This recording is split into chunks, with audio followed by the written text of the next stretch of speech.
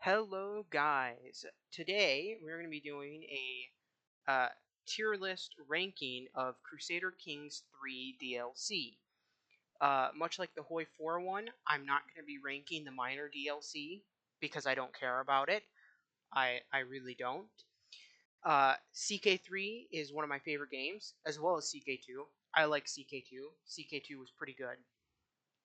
Now, we're going to start off this ranking with Northern Lords. Northern Lords goes into A tier. Um, it's really good.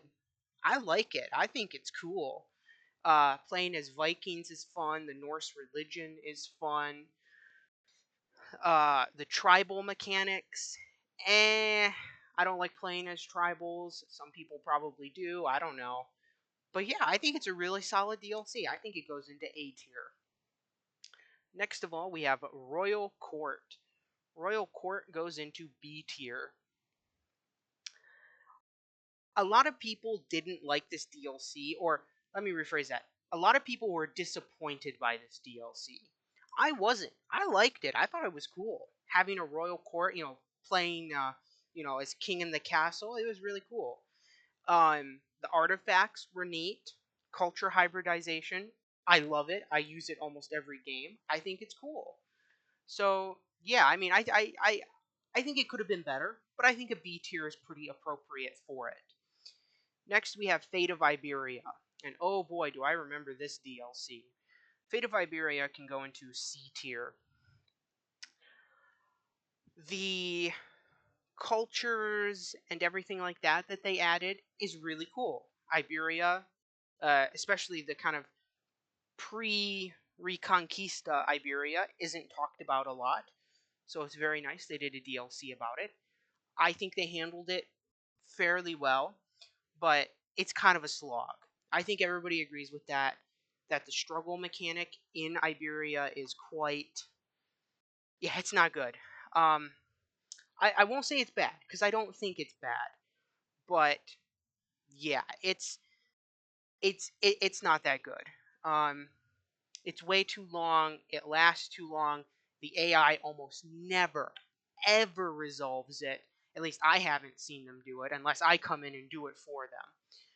But, it's not a horrible DLC. I think it's fine. That's the word. Fine. The next DLC we have is Tours and Tournaments. This is going to go into the A tier. This DLC is pretty good. It adds in, well, tours and tournaments. It allowed you to travel on the world map. It redid pilgrimages. It added in tournaments where you can compete in events and things like that. I think it also added in weddings, like grand wedding ceremonies, which are pretty neat. It's a great DLC, and I think the reason why people liked it so much was that it was purely additive. Um, because Paradox, they have a tendency to how do I want to put this? Half bake their games and then release DLC to kind of fix it. Not so with tours and tournaments. It is purely additive. It feels like a DLC, and it's great. I think it's cool. Um, yeah, pure enjoyment from tours and tournaments. Next up, we have Friends and Foes. I'm gonna be honest. Friends and Foes can go right into F tier. Same with Wards and Wardens. I'm gonna be real with you. I never see anything about them. I I have like over 400 hours in the game. I could not tell you what content is from these DLC. I have no clue because you barely experience it. I yeah, I think they needed some more substance, and I think there was a big issue with the pricing too. I don't fully remember it that well, but yeah, I don't like them. I personally I wouldn't buy them. I don't think they're that good. I'll be real. But yeah, there's not much to talk about. Also, Friends and Foes for a long time was pretty broken. They fixed it now, thankfully. But yeah, for a long time it was a really broken DLC. Next of all, we have Legacy of Persia. They're going to go into the B tier. I know a lot of people weren't big fans of this DLC. I liked it. Persia is underrepresented. People don't talk about it a lot. I think they did a good job representing it. And also, the struggle mechanic is so much better. It's so much better, well done than Fate of Iberia. It really is. The cultures that they added, the Feyadine, right, the new religious thing, the religious tenant, is really good. I like it. I think it's nice. I like playing in Persia. I think it's cool, but I think it's definitely better than Fate of Iberia. Next of all, we have Legends of the Dead. It can go into D tier. Um, I don't think it's as bad as Friends and Foes and Wards and Wardens, but Legends of the Dead is pretty subpar. It adds in plagues, which I'm gonna be real with you. Plagues are way more annoying than they are genuinely challenging. Um, the legends that they added, they're kind of cool, but I don't like them. I feel like they could have handled it better. Yeah. Overall, I'm not a fan of that DLC. I would definitely skip it. I don't think it's that important anyway. Next, we have Roads to Power, straight to S tier. Roads to Power is an amazing DLC. It adds in the administrative government type. It overhauls the Byzantine Empire, which is great. I love the Byzantine Empire. Um, and of course, it added in landless gameplay. You get to play as an adventurer. That's cool. That's so cool. Um, I never thought I would live to see the day where we would be able to play as a landless adventurer in a Crusader Kings game. But here we are doing it today. Kind of blows my mind to think about it, honestly. Um, but yeah, I mean, it's a great DLC. It really is.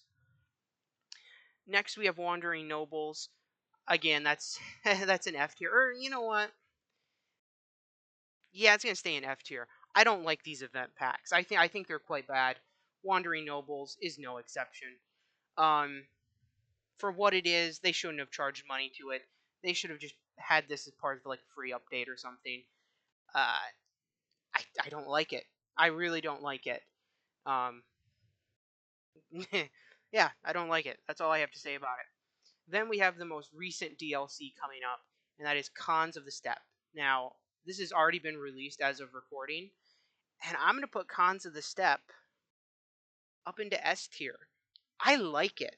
Now, in ck2, I really love to play as nomads. I thought they were really fun, and I think they're so well executed in this DLC.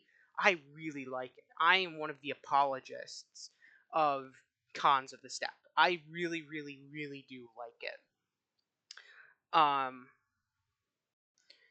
the seasonal grazings that they have, the migrations that they have, the confederations, I think are fun.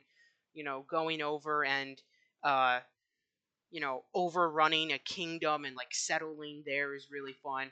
I did that with the Cumans. I took over Croatia and renamed it to Cumania, and I formed this weird little cursed, lesser Hungary, mini Turkey style nation. It was really fun. I had a lot of fun with Cons of the Steppe. I think especially after landless gameplay was introduced, this was kind of necessary. Cons of the Steppe was. Um, yeah, I think it's great. Now, I do want to give my thoughts on the remaining DLC to come out. That is, what is it called? Mandate of Heaven, right? And then they have Coronations. I'm going to be real. Uh, I might either do a community post about them, or I might just make a little update video ranking them. I really haven't decided yet. I'll wait to see when they come out.